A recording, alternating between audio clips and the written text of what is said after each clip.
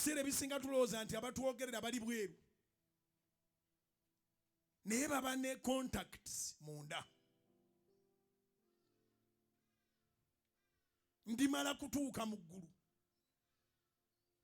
Katonda ndage nti abaakukuba amasasi bajja ku lwabwe. Naye neekaakati nkirowooza bulowooza ate tosobola kuŋŋaana kulowooza. Baalina omuntu munda oba baalina abantu munda. Kati ng'olina abeebweru abakulwanyisa abakompetita mu bizinesi, naye ate wabeerawo abali munda nga gwe abaliisa naye nga baagala ofe. Wangi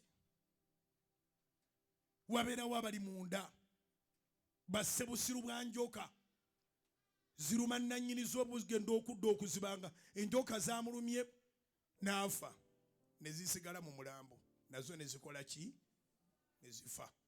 So weewala okubeera bw'otyo.